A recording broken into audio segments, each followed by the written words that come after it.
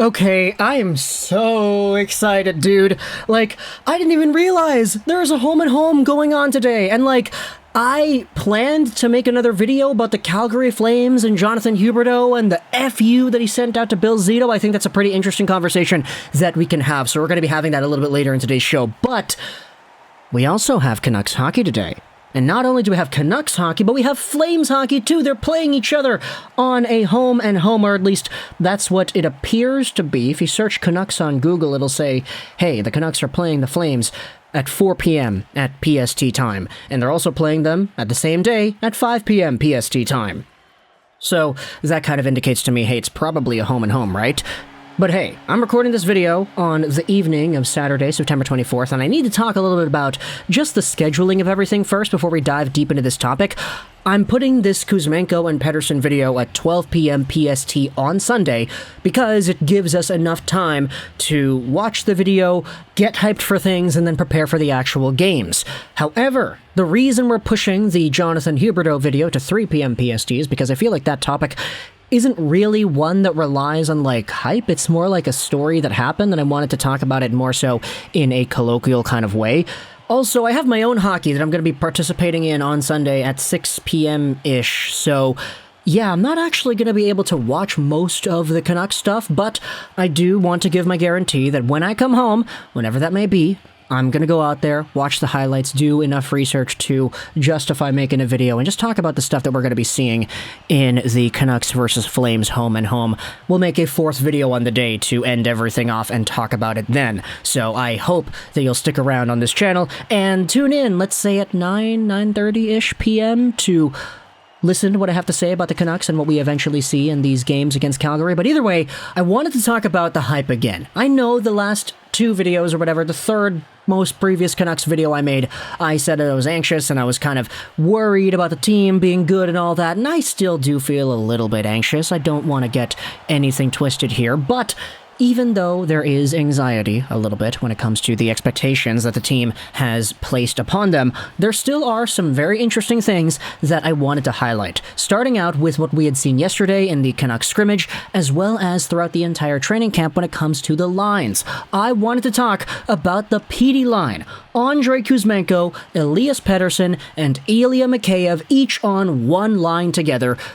That might end up being the second line, I guess, if you want to go out there and say that Pettersson shouldn't really be given the main matchups against other teams.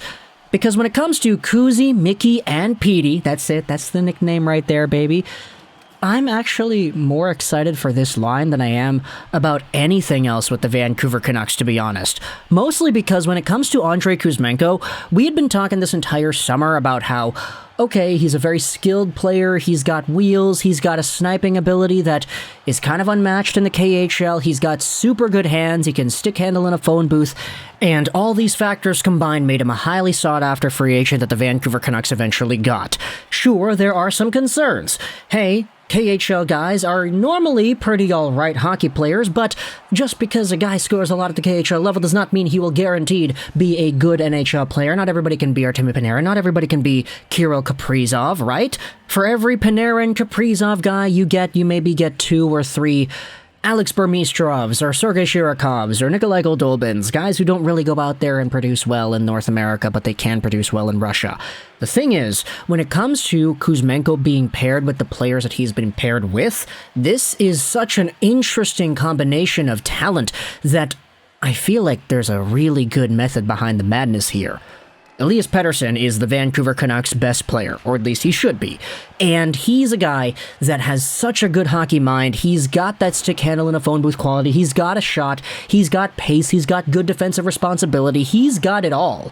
He just kind of needs to work on his physical maturity a little bit more as the years go on, but having Kuzmenko and Pettersson as a 1-2 punch together on the same line, you could already see from some of the press that they were doing that Kuzmenko and even Mikheyev as well, they're kind of just marveling and they're in awe of Elias Pettersson, how smart he is on the ice.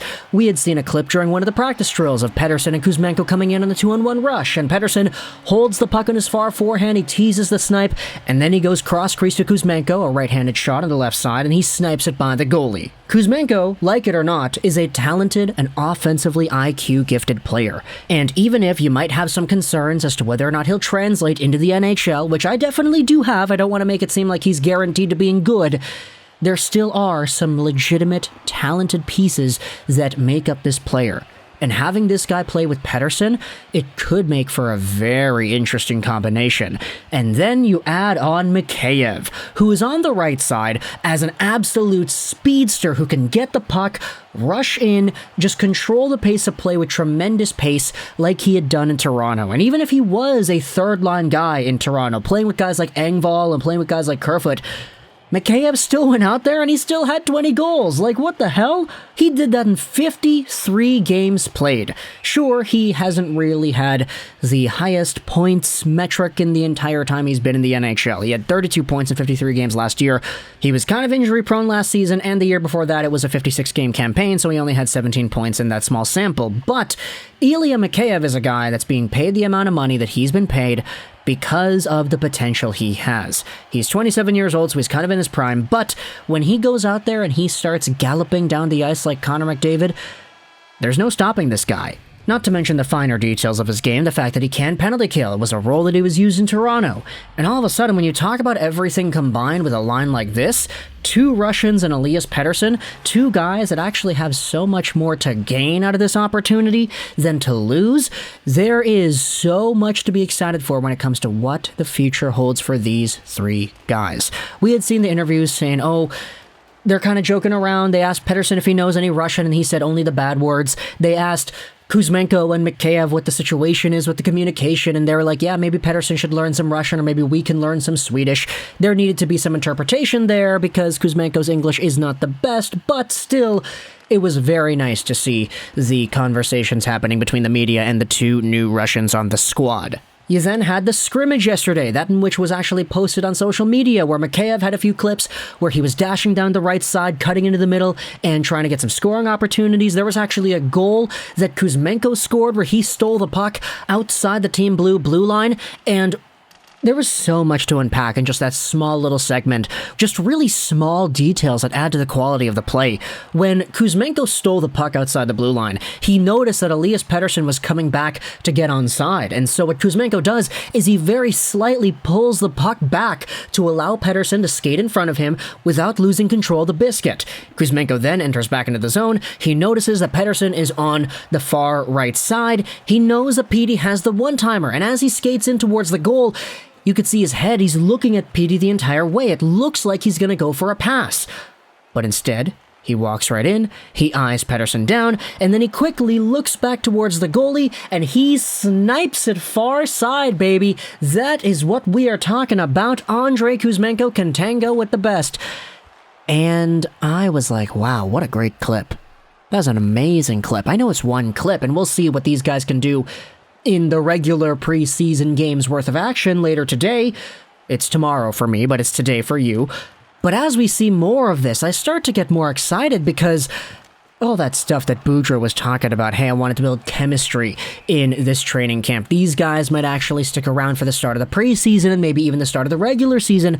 You have the Horvat, Garland, Podgolzin line, Pearson with Miller and Brock, and then you have Kuzmenko with Mikheyev and Petey.